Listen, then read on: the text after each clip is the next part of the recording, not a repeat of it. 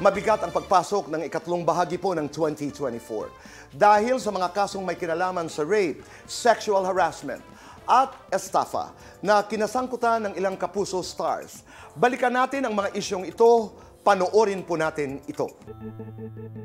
Inumpisahan niyo, tatapusin ko. Sa pahayag na ito ni Nino Mulak, sumabog ang balita tungkol sa panghahalay di umano sa kanyang anak na si Sandro Mulak. Gabi ng GMA Gala nitong taon. Aligasyon ni Sandro, pinainom umano siya ng droga bago hinalay ng GMA writers na sina Jojo Nones at Richard Cruz sa loob ng kanilang hotel room noong July 21. Nakikita mo na nagkakwento sa iyo kung ano yung nangyari sa kanya, na hindi niya mahawakan yung telepono niya, nanginginig, tapos umiiyak siya. Pakasakit para sa tatay. Umabot sa Senado ang pagdinig sa kaso. At dito, mariing tinanggi ni na Jojo at Richard ang mga akusasyon ni Sandro. Hindi po kami gumawa ng kahit anong sexual harassment or abuse laban kay Sandro Mulak. Kaya po naming mapatunayan sa piskalya o korte na wala kaming kasalanan. Kay Sandro, wala kaming ginawang masama sa iyo at alam mo yan sa puso mo. Handa kang magpatawad? Pwede naman yung patawad, di ba? Madali yun eh. Pero kailangan nila pagbayaran yung ginawa nila sa batas. Kasong act of lasciviousness naman ang sinampa ni Rita Daniela laban kay Archie Alemania. Reklamo ni Rita, sa pilitan di umano siyang hinalikan at hinawakan ni Archie at sinabihan ng mga malalaswang salita sa Thanksgiving party na inorganisa ni Bea Alonzo noong September. Dininay ito ni Archie sa kanyang counter affidavit na sinumite sa korte noong December 10. Noong Hulyo, tinuldukan din ni Nadia Montenegro ang matagal ng bulong-bulungan na may anak sila ni Baron Geisler. Does Baron Geisler have a child with you? Yes. Sophia is turning 18 on August. Everybody's feasting on something that I did 17 years ago. I don't even want to call it a mistake, Tito Boy.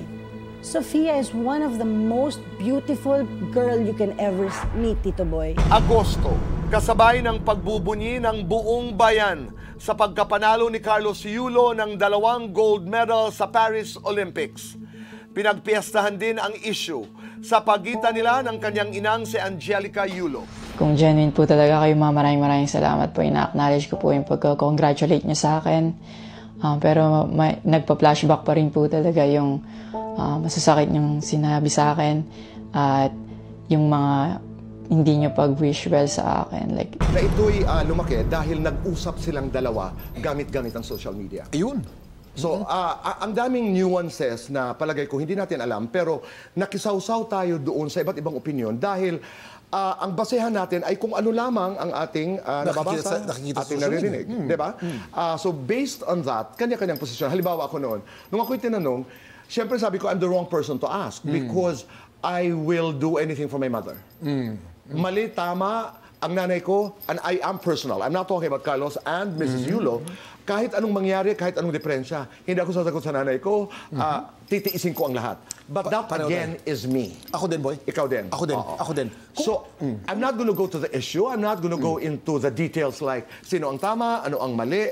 Para sa akin, pagka-problema ng magulang, lalo na nanay ha, nanay at saka anak, the question is, hindi sino ba ang tama sa ating dalawa, lalo na pag hindi na nagkakaintindihan at pareho na may points, di ba?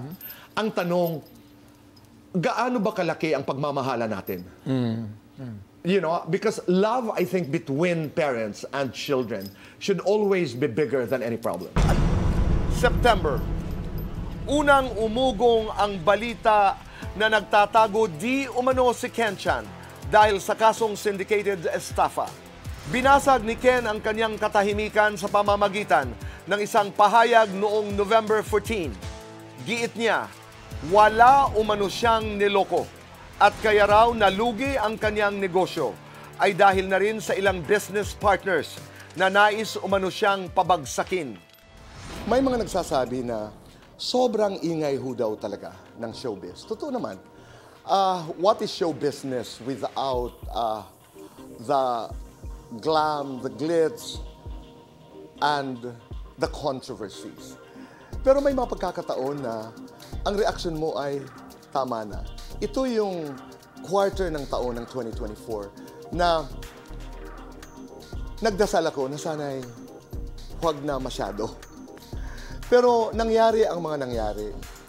When I did my interview with Nino Mula, father of Sandro, dito po sa Fast Talk, among other things, nakita natin ang isang amang gagawin ang lahat para sa kanyang anak. And then, yung kaso naman ni Rita at saka ni Archie, my wish ay sana'y justice be served. Pakiusap ko, let's not be too quick to judge. Kahit sino sa kanila. Kasi how much do we really know about these cases?